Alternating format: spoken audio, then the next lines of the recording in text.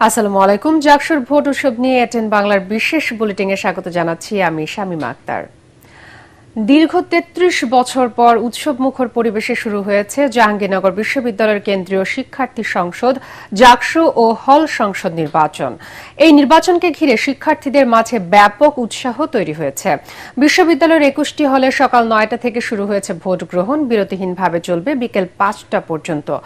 জাকসু নির্বাচনে এবার মোট ভোটার ১১,৮৯৭ জন। ২৫টি পদে ১৭৮ জন প্রার্থী প্রতিদ্বন্দ্বিতা করছেন। এর মধ্যে ভিপি পদে ৯ জন, জিএস পদে ৯ জন, যুগ্ম সাধারণ সম্পাদক নারী পদে ৬ জন এবং যুগ্ম সাধারণ সম্পাদক পুরুষ পদে ১০ জন প্রতিদ্বন্দ্বিতা করছেন। বিশ্ববিদ্যালয়ের ভারপ্রাপ্ত জনসংযোগ পরিচালক ড মোহাম্মদ মহিউদ্দিন জানান, ২১টি কেন্দ্রে ২২৪টি বুথে চলছে ভোট। ভোট গ্রহণ শেষে বিশ্ববিদ্যালয়ের সিনেট হলে গণনা করা হবে। এদিকে নির্বাচন উপলক্ষে নিরাপত্তা জোরদার করা হয়েছে। পুলিশ, বিজিবি ও আনসার বাহিনী মোতায়েন রয়েছে ক্যাম্পাস জুড়ে। হল ক্যান্টিন ছাড়া বন্ধ রয়েছে বিশ্ববিদ্যালয়ের সব ভাসমান দোকানপাট। সেই সঙ্গে শুক্রবার বেলা ১২টা পর্যন্ত বহিরাগতদের প্রবেশে নিষেধাজ্ঞা জারি করেছে প্রশাসন। পরিচয়পত্র দেখিয়ে বিশ্ববিদ্যালয়ে প্রবেশ করতে পারবেন শিক্ষক, শিক্ষার্থী, কর্মকর্তা ও কর্মচারী।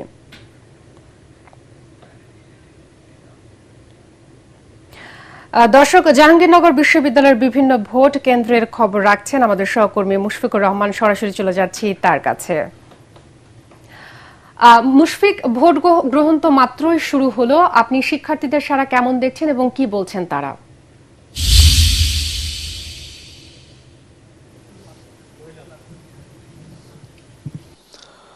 শামীমা, এই মুহূর্তে জাহাঙ্গীরনগর বিশ্ববিদ্যালয়ের বেগম খালেদা জিয়া হলের সামনেই রয়েছি।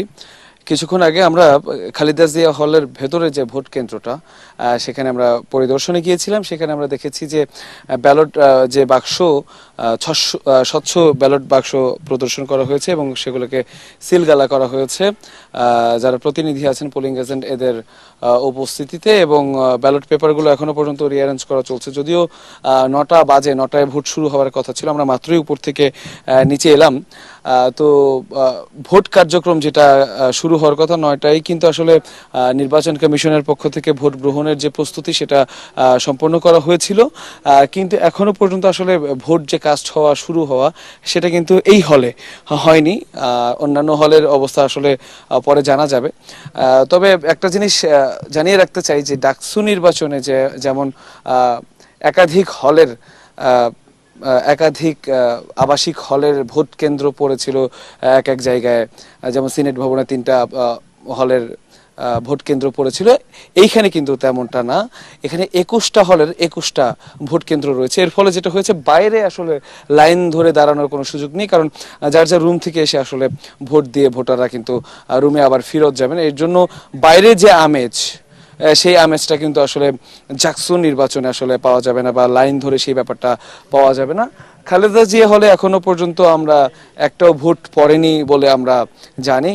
তবে প্রস্তুত ভোট যারা গ্রহণ করছেন, পোলিং এজেন্ট যারা আছেন এবং রিটার্নিং কর্মকর্তা যারা আছেন, তারা কিন্তু আসলে প্রস্তুত ভোট গ্রহণ করার জন্য, শুরু করার জন্য, এবং তারা প্রস্তুত ওইভাবেই হয়েছে। ৯টায় যাতে শুরু হয় ভোট, এবং ৯টায় শুরু হবে এবং ৫টা অবধি ভোট চলবে। আমরা যতটুকু জেনেছি যে বেগম খালেদা জিয়া হলে কিন্তু ৪০৯টি ভোট রয়েছে। এবং যেটা আমরা কথা বলেছি নির্বাচন কমিশনারের সাথে, তিনি যেটা বলেছেন যে সারা ক্যাম্পাস জুড়ে যেহেতু বিভিন্ন সবগুলো হলের মধ্যে যেহেতু ভোট কেন্দ্র আছে, আমরা আশা করছি যে ভোট গণনা এবং ফল প্রকাশ আসলে ডাকসু নির্বাচনের মতন এত বিলম্বিত হবে না বলে ধারণা। কারণ ভোটারের সংখ্যা খুব বেশি নয়, আপনি জানেন, প্রায় ১২,০০০-এর একটু কম ভোটারের সংখ্যা। এর জন্য যেই ব্যাপারটা হয়েছে যে ভোট শুরুর পর থেকে আসলে লম্বা একটা সময় রয়েছে, যে সময়টা জুড়ে আসলে ভোট গ্রহণ করা চলবে। এবং আমরা দেখেছি যে এই ভোটকে কেন্দ্র করে কিন্তু ক্যাম্পাস জুড়ে নিরাপত্তা বলয় বা নিরাপত্তা ব্যবস্থা বেশ জোরদার করা হয়েছে। আইডি কার্ড ছাড়া বা ভোটার কার্ড ছাড়া বা অন্যান্য বিশ্ববিদ্যালয়ের যে কার্ডগুলো আছে যেগুলো দেখিয়ে ভোট প্রদান করা যাবে, সেগুলো ছাড়া আসলে কাউকেই ভোট কেন্দ্রে ঢুকতে দেওয়া হচ্ছে না। এবং অন্যান্য যে আচরণবিধি আছে, সেই আচরণবিধি মেনেই জাকসু নির্বাচনের যে ভোট গ্রহণ, সেটা কিন্তু শুরু হয়ে গেল এবং চলবে ৫টা পর্যন্ত। শামীমা, এই ছিল এখনকার মতো আমার কাছে সর্বশেষ। মুশফিক, ধন্যবাদ আপনাকে। রাজশাহী বিশ্ববিদ্যালয় কেন্দ্রীয় ছাত্র সংসদ রাকসু হল সংসদ ও সিনেট ছাত্র প্রতিনিধি নির্বাচনের মনোনয়নপত্র যাচাই বাছাই শেষে প্রার্থীদের প্রাথমিক তালিকা প্রকাশ করা হয়েছে। এবার 23টি ও সিনেটে 5 জন ছাত্র প্রতিনিধি সংসদের বিপরীতে মোট 322টি মনোনয়নপত্র জমা পড়ে। যাচাই বাছাই শেষে ভিপি পদে 19 জন, জিএস পদে 14 জন এবং এজিএস পদে 16 জনের প্রার্থিতা বহাল রয়েছে।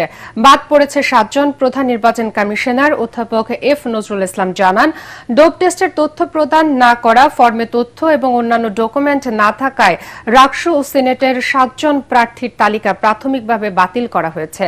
প্রার্থীদের চূড়ান্ত তালিকা আগামী 14 সেপ্টেম্বর প্রকাশ করা হবে। এরপর 25 সেপ্টেম্বর সকাল 9টা থেকে বিকেল 4টা পর্যন্ত বিশ্ববিদ্যালয়ের একাডেমিক ভবনে ভোট গ্রহণ ও ফলাফল প্রকাশিত হবে।